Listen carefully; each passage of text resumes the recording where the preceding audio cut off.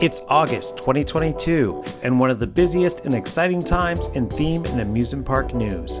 This year proves to be no different, starting off with the exciting news for Canada's Wonderland in the 2023 season. The park has announced not one, but two major new attractions for the next year. The first, Snoopy's Racing Railway. This family launch coaster will feature an impressive layout that looks similar to how some of the more heavily themed Vekoma family boomerangs are finished, and should be a great addition to the Planet Snoopy kids area. With a 31 mph launch and twisted layout, this art manufacturing coaster, the same designers of the track work for Wonder Mountain's Guardian, will be the park's 18th roller coaster, as well as Canada's second ever launch coaster when it opens. It has been disclosed that this ride will feature a similar layout to Friedeland's Verrückte Zauberer Express at Phantasiana in Austria, which, while not a major new thrilling coaster, should be a perfect fit for the park and allow for the park to have an expanded coaster offering in the colder months of the year. Surprising to many, however, is the second new addition coming in 2023, a new thrill ride and the only one of its kind in the world in Tundra Twister. This Mondial Avalanche prototype, what looks like a gigantic and swinging inverted drill head, rotates riders on 3 access points and adds to the park's status for harboring the most unique and abundant thrill ride selection among major theme parks in North America.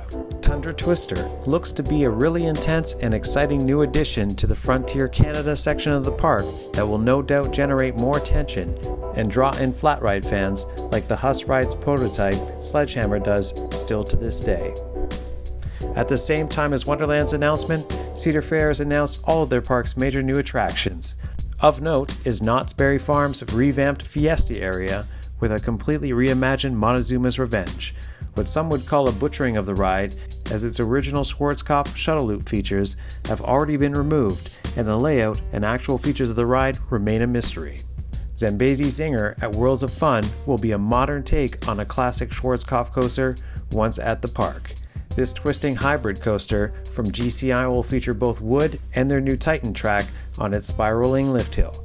A new Wild Mouse from Zamperla will debut at Cedar Point in line with a new restaurant and refreshed Midway area celebrating the history of the park. Incidentally, the location of this Wild Mouse will be the 6th roller coaster to be located on that site on the northern shore of the peninsula. Niagara Amusement Park has announced the reopening of Silver Comet. The CCI Triple Out and Back opened with the park's original owners Martin's Fantasy Island in 2000. Back in operation after a 3-year slumber and uncertain future at one point. The new owners of the property over the previous weeks have reintroduced the Western Town section of the park, along with live shows and over a dozen children's attractions and rides to enjoy in addition to the water park. All this while continuing to tease announcements of even more rides to come in the forthcoming weeks. We will be visiting the park in a matter of days to find out more. For La Ronde, this season has seen the surprise move of the park running at reduced hours, rumored as a measure to cut costs just prior to an announcement by parent company Six Flags that it is seeking to reduce its spending and increase prices, but more on that later. In relation to La Ronde, that initiative has already been felt for several years, marked by a lack of investment in the past few years, along with the mothballing of Viper, now sitting without a purpose among yellowing bushes in the back of the park behind Le Monstre.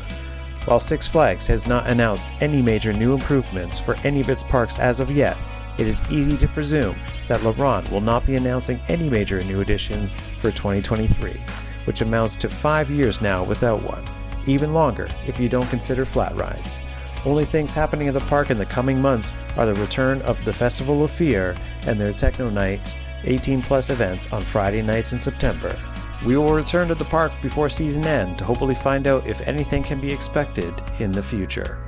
Niagara Falls and Clifton Hill thrill fans still eagerly await for the imminent opening of Carnival Chaos, the Trialtic interactive 4D dark ride. While most of the decor and theming for the ride appears now to be complete, there is still no official announcement date for when the ride may open. New coaster announcements have come in across numerous parks for the 2023 season. However, it appears that the new Intamin launch coasters debuting in France at Parc Asterix with 2 Tatis and an as of yet unnamed Batman theme coaster, also by Intamin at Parc Warner in Madrid, are the 2 biggest. These both look to be in the style of Pantheon at Busch Gardens Williamsburg, albeit with more extensive theming. We hope to visit both when they open next year. Six Flags CEO Celine Bassoul controversially stated during the company's second quarter shareholders meeting that the chain's amusement parks have turned into cheap daycare centers for teenagers. Aiming the blame on discount admission prices and low-cost food offerings, fans of the chain can expect increased prices next season aimed at attracting higher-income families through premiumization initiatives. Bassoul may have been hired for his visionary and unpronounceable changes, which really strikes as a smokescreen term for attracting richer people. While Bassoul's initiatives sound exclusionary and problematic on a social level, it comes on the heels of a recent two-family brawl at the Magic Kingdom and a tragic drive-by shooting at one of their own parks, Six Flags Great America, outside of Chicago, only several days ago. It is as of yet to be seen how this will translate to the future of some of the parks that have yet to see major improvements in recent years, such as Six Flags America, New England, and chiefly Laurent. As of the time of this update, it has been reported by Screamscape that the parks in the chain have begun to close entire sections and are only offering animal exhibits in parks that feature such areas, in a more aggressive and immediate cost-cutting measures. It is also rumored that some of the parks have reduced their food menu offerings and have earmarked troublesome rides for immediate closure. The Q2 report has landed like a bomb on the company, indicating the impatience of shareholders, the need of Six Flags to turn a profit, and an overall decimated business model which has seen a more active revolving door of the company's CEOs than guests in the past few years. Additionally, only as of this update, El Toro at Six Flags Great Adventure has had a second incident in 2 years of operation, resulting in its second closure only after refurbishment this past year. It does not bode well for the future of the ride overall. With an overall debt of $2.4 billion and more challenges on the horizon, all eyes will be on what is Six Flags' next move. I incidentally feel the need to talk about Epic Universe at Universal. The new featured dueling coaster by Mack Rides is an exciting addition, especially considering nothing of its kind really exists in North America, at least on this scale by Mack. Additionally, Monsters is exciting as hell, no pun intended, but wow, the fact that Universal is putting the money into this concept of an old school area from the expanded initial plans of the park and its dark ride means that this may be a new favorite park area overall when it's complete.